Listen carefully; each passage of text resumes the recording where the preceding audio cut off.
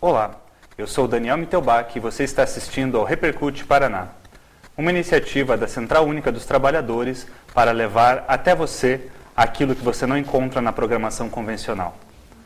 O tema do nosso programa de hoje é o Estatuto do Nascituro.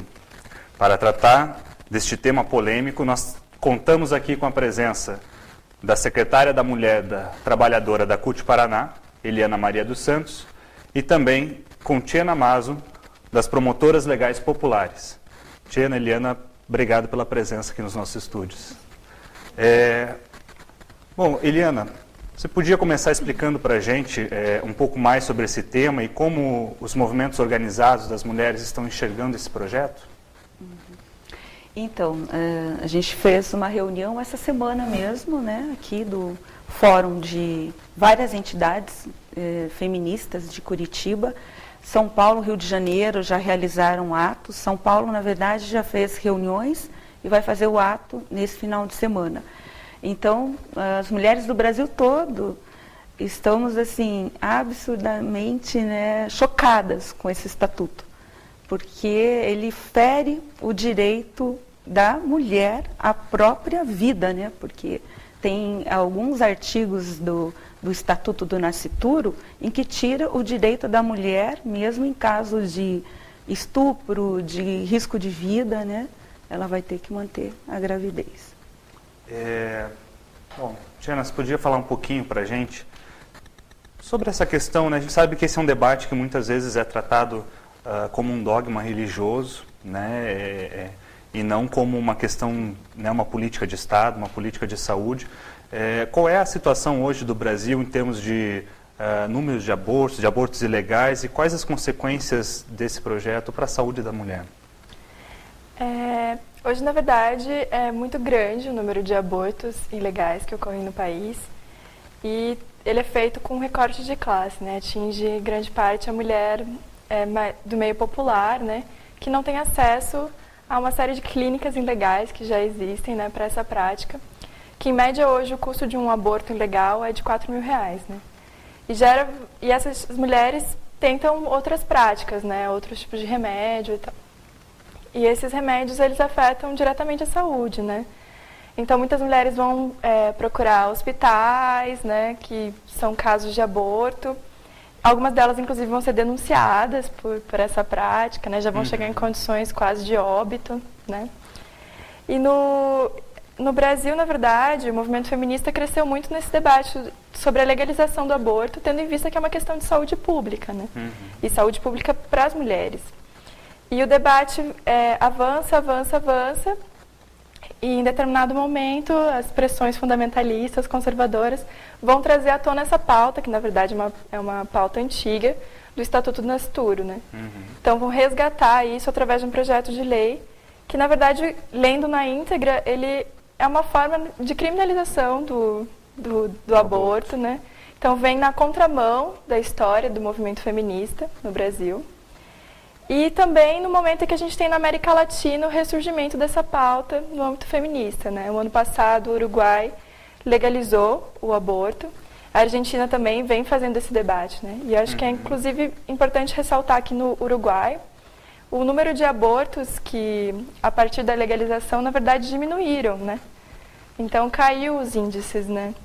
Ao contrário do que muito tem se argumentado no fundamentalismo, né, religioso, de que a partir da legalização do aborto, na verdade, vai haver um caos, de que muitas mulheres vão começar a abortar e vão até abandonar práticas contraceptivas. Porque, na verdade, o aborto é o último recurso, né, para a mulher, né?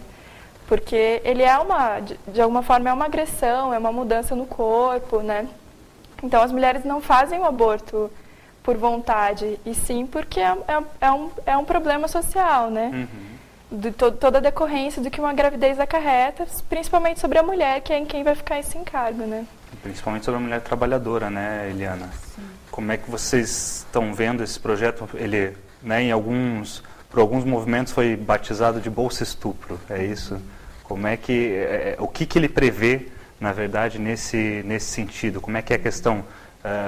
Como que passa a ser vista a mulher nesse momento? Como é que passa a ser visto quem pratica também, né, o ato do estupro? Então, a gente vê mais uma violência aí contra a mulher. Então, o nosso 8 de março desse ano, o tema foi, né, pelo fim da violência contra as mulheres. Esse projeto, ele vai aumentar ainda mais a violência do Estado agora contra a mulher. Porque, primeiro, né, a mulher, por esse estatuto, não vai ter direito a fazer aborto em caso de risco de vida. Então, vamos pegar uma mulher que tenha câncer, que vai ter que fazer uma quimioterapia. Ela vai ter que deixar de fazer a quimioterapia, porque vai afetar o feto, né? E ela vai correr risco de vida, de morte, né? E vai ter que manter a gravidez até o final. Outra questão, no caso de estupro, né? Que você perguntou. Bem, em caso de estupro, a mulher, ela vai ter que manter a gravidez até o final, vai ter um acompanhamento psicológico para isso, né? E se ela não quiser o filho, ela pode depois deixar para doação. O Estado vai pagar, o que ficou chamado, né, de bolsa estupro, vai pagar um salário mínimo para essa criança até os 18 anos. Isso se não for identificado o estuprador. Identificado o estuprador que vai ser responsabilizado pela pensão alimentícia, né, do filho. E vai ter todo o direito também. Né? Então, a mulher, como é que ela é vista? Apenas como uma incubadora mesmo, né? Como um objeto. Ela não vai ter decisão. Então, imagina você manter o filho, né, fruto de uma violência, né? Já é uma violência mesmo do Estado contra a mulher. Não tem o direito, e o estuprador, quer dizer, está legalizado o estupro. Porque ele não vai, no projeto não fala de pena para o estuprador. Acaba a punição pelo também contrário, para o estuprador. Ele vai ter direito paterno, né? Então, assim, quer dizer, a mulher é vista como um receptáculo, né? Apenas como um ser, né, que vai fazer a reprodução. Então, nós estamos voltando na Idade Média lá, que as mulheres não tinham direitos civis nenhum. Né? E hoje, com esse projeto, a mulher não tem direito nem à própria vida. Porque se ela corre risco de vida e estiver grávida, ela vai ter que manter a gravidez até o final. Eu acho que uma pergunta importante nesse momento é a que interesses esse projeto atende, né? O que está por trás desse Estatuto do Nascituro, Tiana? Eu acho que o grande mote aqui do Estatuto é a objetificação da mulher, né? Ela volta a ser um objeto, ela volta a ter um determinado lugar, um determinado papel, né? Então, na verdade, eu entendo como da bancada, né, fundamentalista, religiosa, e se aliando a outras bancadas, né, nessa correlação de forças dentro da Câmara, tentando retomar para si a autonomia do corpo da mulher, né? Porque quando nós mulheres nos emancipamos, deixamos de ser um objeto, nos entendemos como sujeito de direito, a gente passa a lutar na história por mais direitos, né? Então, vejamos aí, a gente já tinha a conquista do aborto em caso de anencéfalo, né? Já era uma conquista da década de 40, a questão da possibilidade de abortar em caso de estupro, né? Então, na verdade, aqui a gente tem um retrocesso de direitos da mulher, né? Um retrocesso da luta que a mulher vem encampando. E como é que isso afeta, Eliana, por exemplo, a questão das pesquisas científicas, onde há, né, o uso de embriões, as pesquisas com células-tronco, por exemplo, como é que elas entram também nessa temática do Estatuto do Nascituro? Pelo Estatuto, né, até estou com ele aqui na mão, o nascituro é o ser humano concebido, mas ainda não nascido. E aí, o conceito de nascituro inclui os seres humanos concebidos in vitro. Então, quer dizer, ali, né, o embrião ali in vitro, ele já é considerado um ser de direito, né? Então, as pesquisas, quer dizer, um ser, pelo estatuto aqui, já a concepção, a vida. Então, o embrião in vitro é uma vida. Então, os médicos e os pesquisadores não vão poder descartar esse embrião, né? Ele vai ter que ser fecundado, vai ter que nascer. E, quer dizer, você acaba com toda a pesquisa de células-troncos, você acaba com toda uma ciência, né, que vem ampliando até cura de várias doenças. Então, é um retrocesso.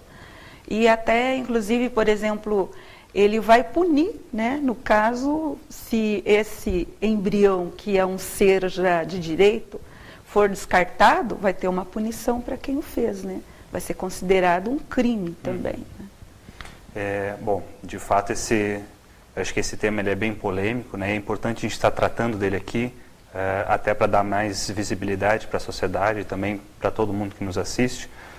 Nós vamos fazer um breve intervalo no nosso programa e já retornamos com mais Repercute Paraná.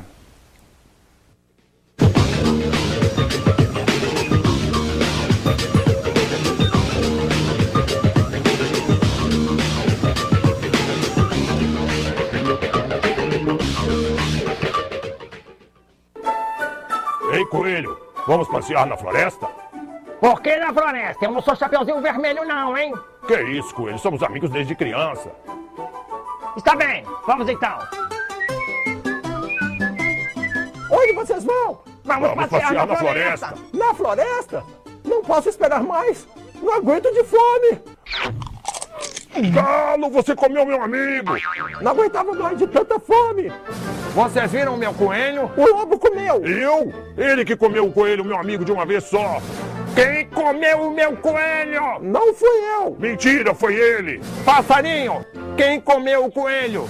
Eu não estava olhando na hora, mas galos não comem coelhos. São os lobos que comem.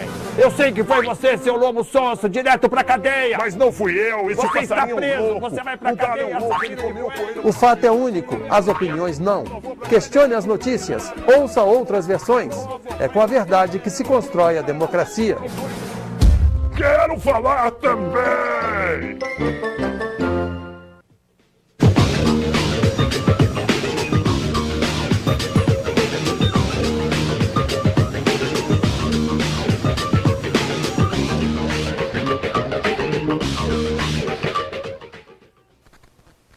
Olá, estamos de volta com o Repercute Paraná. Bom, Tiana, a gente está discutindo aqui essa questão do Estatuto do Nascituro. Porém, a gente sabe que os movimentos organizados das mulheres já têm uma luta histórica sobre a questão da legalização do aborto. É uma discussão que já tem algumas décadas aqui no Brasil. Qual é, de fato, a proposta dos movimentos das mulheres? Né? O que explica melhor para a gente qual é essa pauta e o que se pretende com ela? A questão da legalização do aborto no movimento feminista, ela tem vários enfoques, né? Na verdade, a começar pela ideia da maternidade enquanto uma obrigação da mulher, né?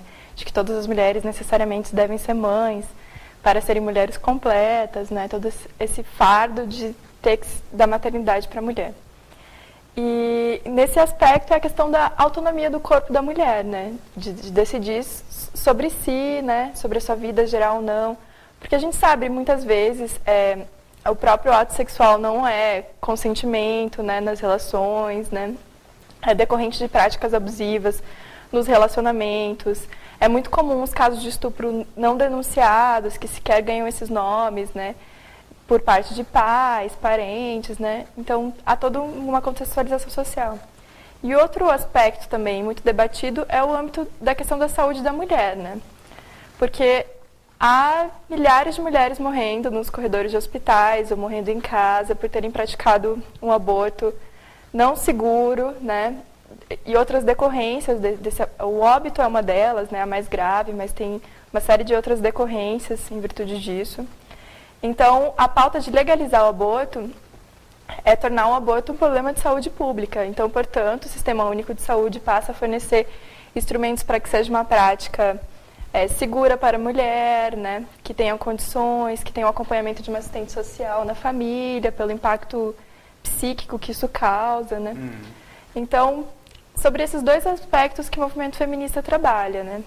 Hoje, uma coisa que me chamou a atenção, até numa das suas falas no bloco anterior, foi justamente a condição, por exemplo, hoje como os serviços de saúde tratam, né, as mulheres, em especial nos casos de aborto, né, quando a mulher, né, pela razão que for, praticou o aborto e vai buscar, né, uma assistência direta no serviço de saúde, muitas vezes chega nesse serviço ela é criminalizada, né, ou é vítima de todo tipo de preconceito, que muitas vezes agrava mais ainda a situação dessa mulher, ao invés de ajudar o seu restabelecimento.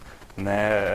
Acho que a gente debateu isso um pouco também, né, Eliana, naquele programa sobre o 8 de março, sobre a violência contra as mulheres. Qual é o papel do Estado, de fato, né, para garantir a saúde, para garantir os direitos, as liberdades das mulheres hoje?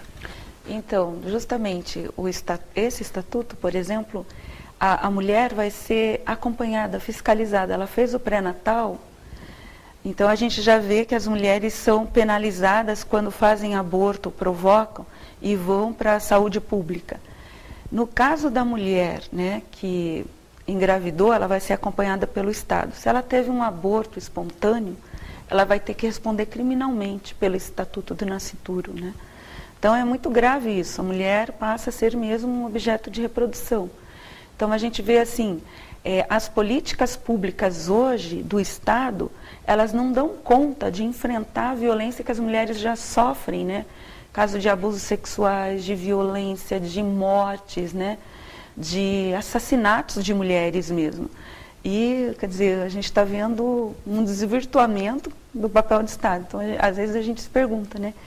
O que esses deputados federais estão fazendo lá? Então, esse projeto, para mim, assim, parece um caráter de misoginia mesmo, de ódio mesmo às mulheres. Quer dizer, é retirada de qualquer direito, né, da mulher. Então, é como a Xena estava falando, a objetivação mesmo da mulher, a mulher como um objeto de reprodução, né? E defender a legalização do aborto, tia, né? É a mesma coisa que defender o aborto? Não. Não. Eu acho que é muito importante ressaltar que quando a gente defende a legalização, a gente tem a compreensão de que a gente vive num Estado laico, né? E, sobretudo, um Estado que se pauta pela dignidade da pessoa humana, pela liberdade de escolha, né? Então, eu, enquanto mulher, quero ter o direito de escolher dar continuidade ou não a uma gravidez, né? Pelos fatores sociais que envolvem a minha vida, pela minha construção social. Então, as pessoas que não coadunam com essa prática também podem ter a liberdade de dar sequência à sua gravidez, né? O importante, eu acho, que a gente assegure condições para isso, né? E condições para que as mulheres que decidam fazer o aborto, que façam ele de uma maneira segura, né? Com acompanhamento, né? Então, acho muito interessante a gente não impor à mulher a obrigatoriedade em ser mãe, em dar continuidade a essa gravidez, principalmente pensando sobre o aspecto da situação econômica, né? Da situação de renda mesmo das famílias, né? Às vezes, muitos casos, são mulheres que já têm 3 ou 4 filhos, estão na, sei lá, 6ª, 7ª gravidez, né? Não querem dar continuidade a isso, porque tem toda uma preocupação com a educação do filho, com acesso a outros direitos básicos também, né? E é muito importante perceber que a gravidez, o aborto, algo que tem que ser socializado, né? Algo que envolve a comunidade, não necessariamente a mulher, porque há uma individualização, né? Nesse caso, por exemplo, do Estatuto, a figura central aqui é sempre a mulher, né? Por exemplo, no caso em que ela sofreu uma violência, sofreu um estupro, ela vai ter que consentir que o estuprador seja o pai da criança. Isso implica em outros direitos, por exemplo, né? O direito de visita, de que ela vai ter que conceder o direito de visita ao agente violador dela, né? Que implicações isso tem, né, para uma mulher, né, para a sua autonomia, né, para o seu reconhecimento, né, enquanto sujeito? Até certo ponto dá para dizer então que acaba sendo uma saída fácil para o Estado, né? Por exemplo, o Estado se desresponsabiliza, como nesse caso da mulher que já tem 3, 4 filhos, que tem uma condição de vulnerabilidade social, por exemplo, que não quer, né, não deseja ter uma outra gravidez. Na prática, o Estado já falhou com essa mulher antes, né? Já falhou na sua concepção de prevenção de saúde, né? na possibilidade dessa mulher ter acesso, de fato, a outros, né, métodos contraceptivos. E eu queria perguntar, Eliana, para ti, na tua opinião, você acha que esse é um maior retrocesso na liberdade das mulheres na nossa democracia recente? Ou, né, quais outros aspectos você aponta nesse sentido? Sim, é um grande retrocesso, porque, imagina, já passou em 2 comissões, né? Inclusive com relatoras, uma das comissões, uma relatora mulher, né, que aprovou a aprovação do projeto. A gente tem o aborto no Brasil, é importante a gente falar que o aborto no Brasil ele é legal em 3 condições, né? Risco de vida para a mãe, em caso de estupro, em caso de feto anencéfalo.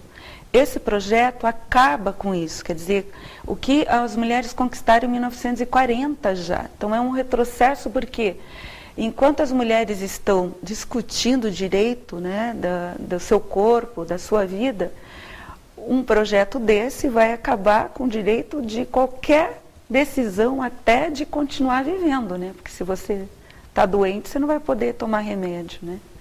E incrível, por incrível que pareça, você está incentivando o estuprador, porque já não há punição para os casos de violência contra as mulheres. Quantos casos aí que foram denunciados e, apesar da lei ser fundamental, o Estado não conseguiu cumprir todos os mecanismos para a proteção realmente da mulher, né? E nesse caso, o estuprador ele vai ser premiado, né? Ele vai poder ter, sei lá, visita do filho e tal, quer dizer, não vai ter nenhuma punição pela violência dele, né? Então, acho que se a gente for olhar a cara do nosso Congresso hoje, a bancada feminina é muito pequena. E a bancada feminina, ela tem uma diversidade também de pensamentos, né? Se a gente for olhar, então, representantes dos trabalhadores é mínimo. Então, o Estado laico no Brasil não existe, de fato, né? Então, há uma bancada ali que se denominou pela vida, mas é pela vida de quem, né? Porque as mulheres estão morrendo de violência cometidas pelos companheiros, ex-companheiros, as mulheres estão morrendo por também, né, abortos ilegais. Então, é um retrocesso, sem dúvida. Na verdade, chega até a ser uma ingenuidade das pessoas defenderem que, por exemplo, o Estatuto vai fazer com que cesse a prática de aborto, ou que as mulheres que já realizam, por exemplo, mesmo sem ter condições, sem ter amparo do Estado, deixem de fazê-lo, né? Eu acho que nós estamos entrando também numa fase, né, da nossa democracia onde tem se legislado muito sobre as liberdades individuais, né? Fugindo até um pouco desse tema, a gente viu recentemente aqui no Paraná, na Assembleia Legislativa, essa questão da proibição, por exemplo, dos menores de 18 anos de fazerem tatuagem, mesmo com autorização dos pais, que eram os casos que a lei previa. E de outro lado, por exemplo, o Estado e a sociedade fazendo a discussão da maioridade penal, né, dizendo que até um ponto as pessoas têm consciência dos seus atos, né, e por outro lado, em outras leis, dizendo que as pessoas não têm consciência dos seus atos e que é preciso que o Estado regule isso. As mulheres também acabam entrando nesse conflito de ideias do Estado entre legislar sobre as liberdades e tentar garantir outros direitos ou impor outras obrigações. Como é que vocês veem essa questão?